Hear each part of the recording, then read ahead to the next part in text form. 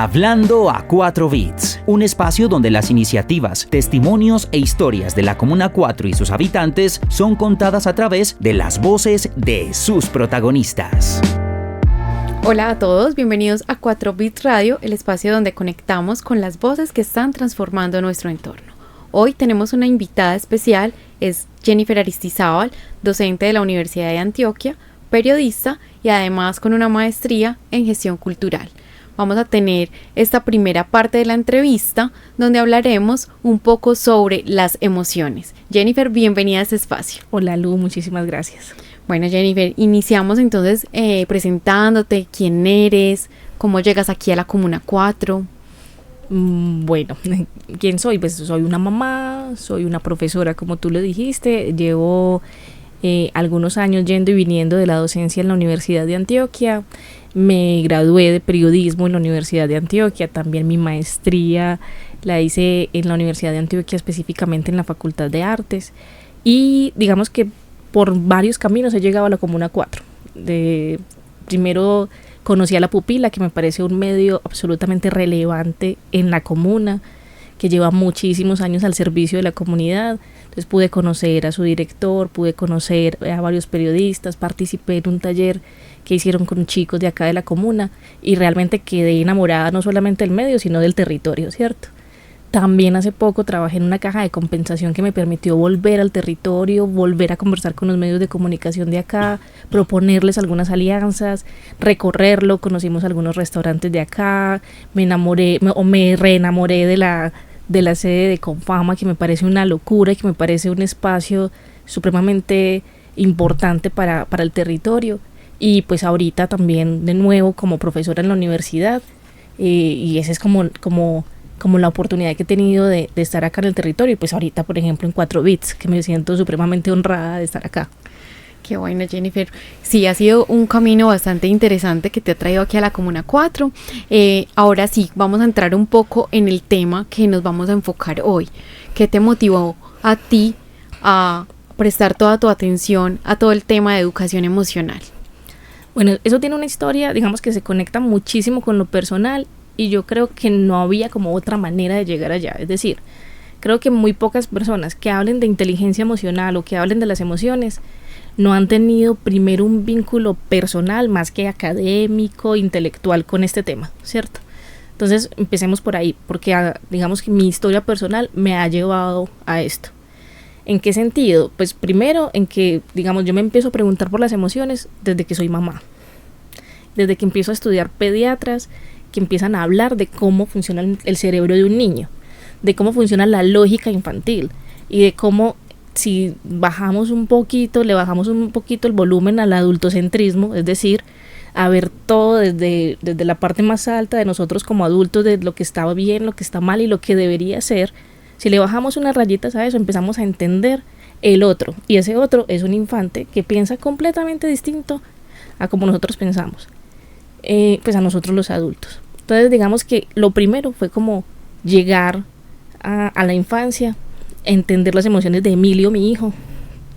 Primero, digamos, un primer acercamiento muy somero fue con mi hijastro Samuel, cierto, que vivió con nosotros un tiempo, pero digamos que me revolcó completamente el asunto de las emociones, el haber sido mamá, cierto. Ahí ya empezó otro camino completamente distinto porque me interesaba entenderlo.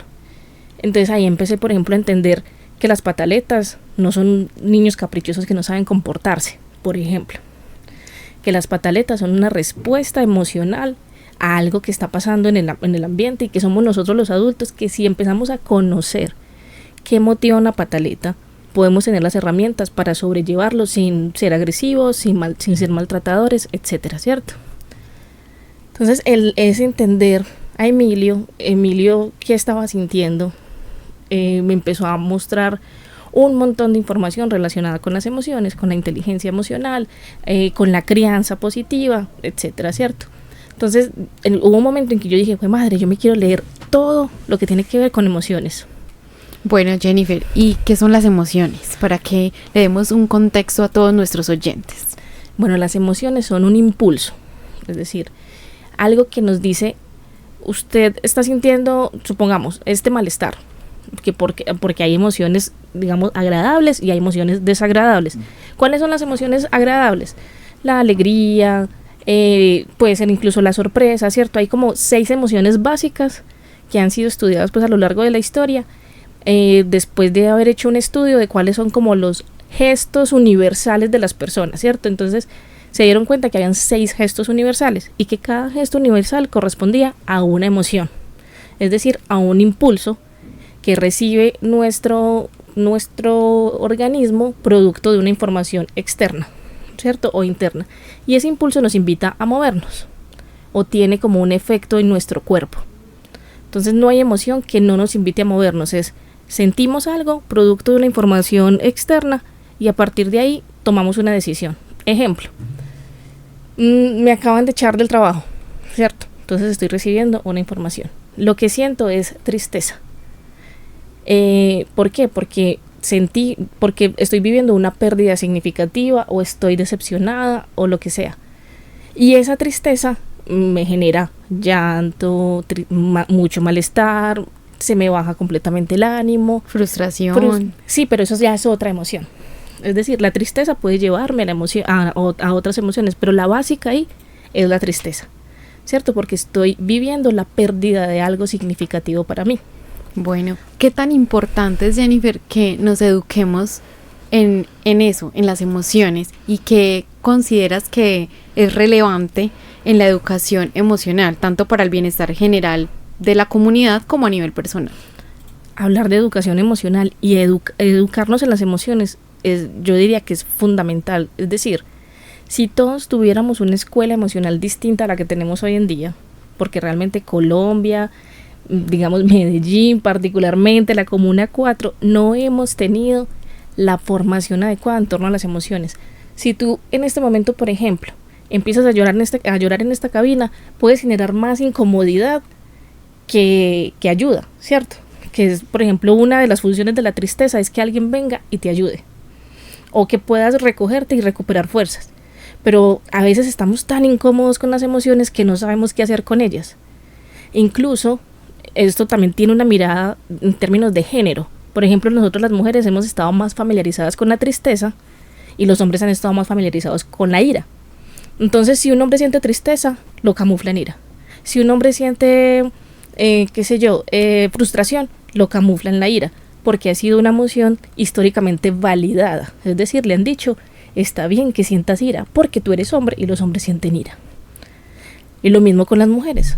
Es que las mujeres son muy sentimentales, es que las mujeres lloran mucho, es que las mujeres son como, ¿cierto?, más débiles. Entonces se nos ha validado sentir tristeza porque supuestamente eso hace parte de lo que es ser mujer o lo que tiene que ver con el género. Si nos formáramos en términos de las emociones, veríamos todo el espectro emocional que hay. O sea, hay más de 80 emociones. Yo ahorita estaba hablando de las 6 emociones básicas, pero de ahí empiezan a desprenderse un montón.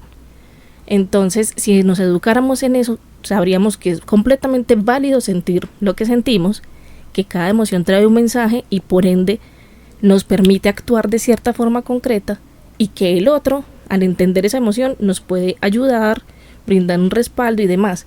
Es decir, nos comprenderíamos muchísimo más como sociedad. Muy bien, muchas gracias, Jennifer, por estar en este espacio.